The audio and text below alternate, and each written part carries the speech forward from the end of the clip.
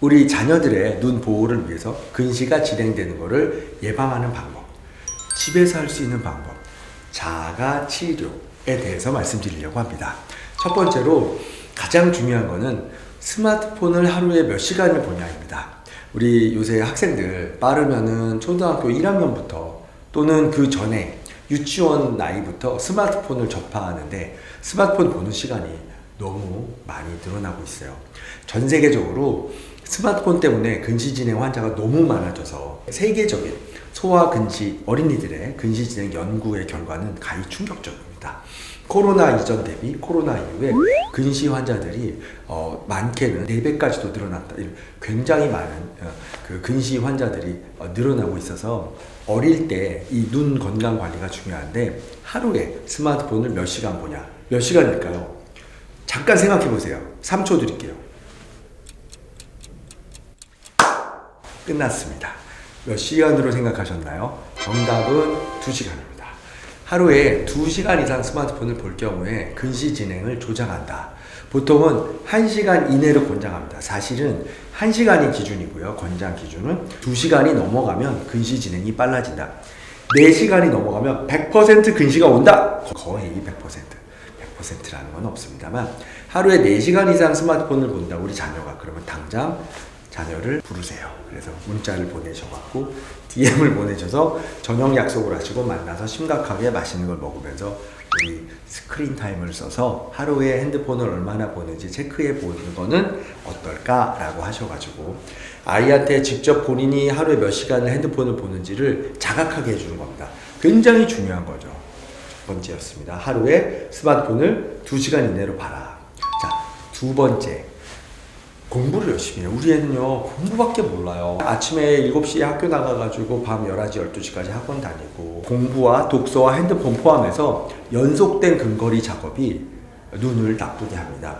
근거리를 보는 것 자체도 나쁘게 하지만 근거리를 얼마나 연속해서 보느냐. 그러니까 1시간, 2시간 이렇게 길게 계속 집중해서 가까운 데를 보는 거. 우리가 예전에 게임기였는데 요새는 핸드폰이나 공부죠.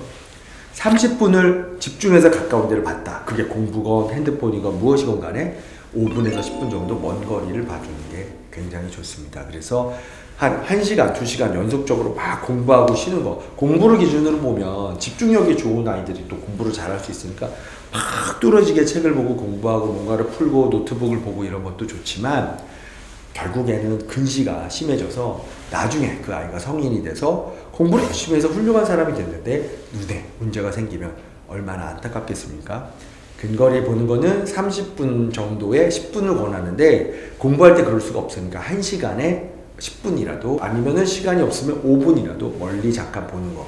근거리 작업을 연속적으로 수시간 이상 하는 게 위험하다. 이게 두 번째입니다. 세 번째는요. 좀 더 어린아이들한테 해당되는 거예요. 유치원 애들. 유치원 단계에서부터 실내 생활을 오래 하고 실내에서 뭔가를 공부하게 하고 뭔가를 집중하게 하는 거는 근시를 만드는 지름길이에요. 그래서 나가서 햇빛을 받는 거, 뛰어노는 겁니다. 나가서 뛰어노는데 햇빛을 당연히 받겠죠. 야외의 자연광을 받으면 그 햇빛 안에는 여러 가지 종류의 광선이 있는데 그 광선들이 눈 안에 들어가서 망막세포를 자극을 해요. 자, 편집해 주세요. 띵! 자극을 합니다. 자극을 하면 망막세포의 도파민이 증가하는데 그런 것들이 영향으로 눈이 나빠지는 것을 억제해주는 효과가 있다는 거예요. 사실은 권장하는 놀이, 야외에 노는, 밖에서 뛰어노는 시간은 이것도 불가능해요. 2시간이에요. 2시간씩 매일 뛰어노는 아이들은 우리나라에 잘 없는 것 같아요. 근데 어머니, 아버님들 이걸 보시면 1시간이라도 바깥에 햇빛을 쬐게 해주세요. 뛰어놀지 않아도 됩니다. 햇빛만 쬐도 됩니다. 그래서 나이 드신 분들이 햇빛을 쬐면 햇빛의 그 자연광에 들어있는 여러 가지 성분 때문에 황반변성이 심해지거나 뭐 자외선 여러 가지로 문제가 될 수 있지만 어린이들은 햇빛을 쬐면 오히려 근시 진행이 예방된다. 그게 세 번째입니다. 마지막 네 번째입니다. 밝은 곳에서 근거리 작업을 하는 게 좋다는 게 네 번째예요. 집중하기 위해서 불 다 꺼. 스탠드 딱 켜고 막 아니면 불 다 끄고 노트북 막 집중해서 눈에 막 눈이 시뻘게 져갖고 막 엄마 나 밤새 공부했지 잘했어. 그게 아닙니다. 절대 안 됩니다. 삑삑삑. 밝은 배경에서 근거리 작업을 하는 게 근시 진행을 억제할 수 있다는 겁니다. 어두운 환경에서 근거리 작업을 하면 동공이 열려있는 제가 지난번에 주무시기 전에 핸드폰 보는 거에 대해 말씀드린 대로 어둡기 때문에 동공이 커져 있고 그러면 그 스크린에서 나오는 블루라이트 등등 들어오면서 이것들이 근시 진행에도 안 좋은 영향을 줄 수 있습니다. 주무시기 전에 특히 불을 좀 끄고요. 자기 직전까지 끝까지 스마트폰을 보고 스르륵 잠이 들면 너무 행복할 것 같아. 그래서 우리는 모두 그 공허함, 마음속의 허전함을 달래기 위해서 자기 전에 스마트폰을 보다가 잠이 드는 분들이 많으실 거예요. 그런데 이게 얼마나 눈에 안 좋은가 오늘 그 말씀을 드리고자 합니다. 첫 번째는 주무시기 전에 스마트폰을 보게 되면 이 스마트폰 화면에 나오는 불빛 안에는 블루라이트가 포함이 되어 있는데요.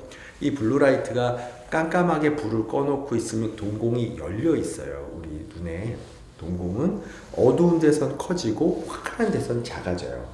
이 동공이 커져 있는 채로 스마트폰에 불빛이 들어오면 평소보다 몇 배나 많은 블루라이트가 눈 속으로 들어오게 돼요.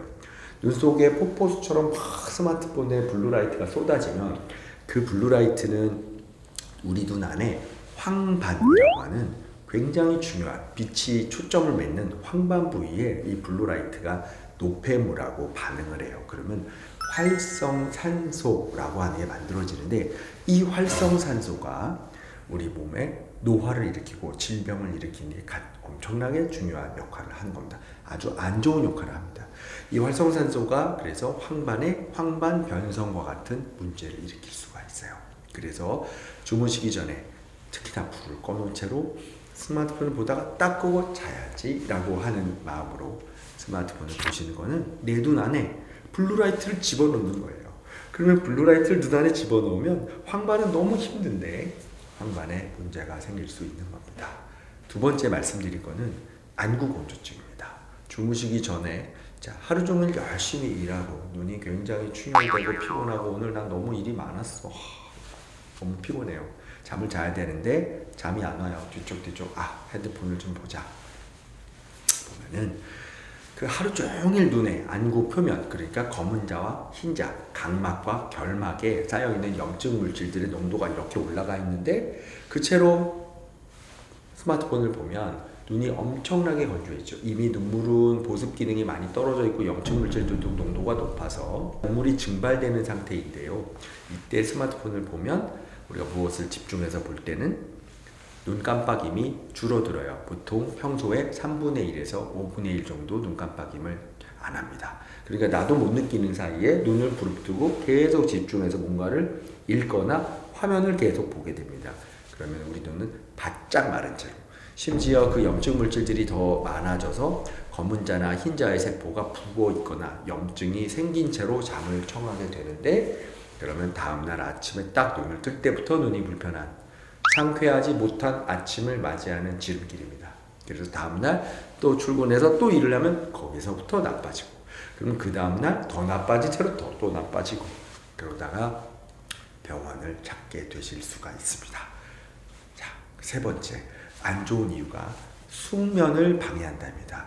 여러분 주무시기 전에는 우리 뇌가 이렇게 잠을 자기 위한 준비를 해야 됩니다. 생각해 보세요. 핸드폰이 없던 시절에는요. 불을 끄고 가만히 자려고 누워있으면 바스락 바스락 소리가 나고요. 쿵쿵 거리는 소리도 나고요. 자기 전에 잠에 들기 위한 준비 과정이 필요한데 그 준비 과정이 없어요. 그죠? 자기 전까지 화면을 보고 쭉 보다가 우리가 눈은요 뇌의 일부예요. 그래서 시신경이 자기 직전까지 이렇게 불빛을 받게 되면 우리 뇌에서 자기 전에 나와야 되는 멜라토닌이라는 호르몬, 멜라토닌 성분이 분비가 잘 안 돼요. 잠이 들기 위한 준비가 안 됩니다. 그 깊은 수면이라고 하는 이 렘 수면이 되지 않아요. 그럼 뒤척이는 수면이 되고 그러면 자는 동안 우리 눈만 보면 눈에서 회복돼야 될 것들이 몇 가지가 있는데 아까 말씀드린 낮에 열심히 일하면서 활동하면서 생긴 눈에 많은 염증들 또 눈에서 느꼈던 피로감들이 스르륵 눈 녹듯이 회복이 돼야 되는 그 효과가 낮아져요. 그래서 다음날 아침 때 또 불편한 눈을 만들 수가 있습니다. 주무시기 전까지 핸드폰을 보는 습관이 얼마나 안 좋은지 그 이유에 대해서 오늘 말씀드렸는데 이 세 가지를 기억하세요. 어렵지 않습니다. 음성이 잘 안 들린다는 댓글이 있으셔서 오늘 제가 이렇게 마이크를 들고 해서 해보겠습니다. 첫 번째, 블루라이트요. 두 번째 안구 건조증, 세 번째 숙면 이런 부분에 있어서 손해를 많이 보시게 되니까 여러분 주무시기 전에 스마트폰을 볼 일이 있다면 정말 급한 용무만 하시고 그리고 정말 허전해서 좀 봐야겠다 그러면 주무시기 1시간 전에는 절대 스마트폰을 보지 않는 게 좋겠습니다. 주무시기 전에 1시간 이전까지 스마트폰을 다 보시고 1시간 정도 스마트폰이나 화면을 전혀 보지 않은 채로 다른 일을 하시던가 아니면 뒤척이시든가 뭐 하시다가 잠을 들어보세요. 그러면 다음날 눈이 좀 상쾌해지는 것을 느끼실 수가 있을 수도 있어요. 오늘은 주무시기 전에 스마트폰을 보는 것이 눈에 왜 해로운가에 대해서 제가 말씀을 드렸습니다. 잘 기억하시고 잘 지키셔서 눈 건강을 유지하시길 바랍니다.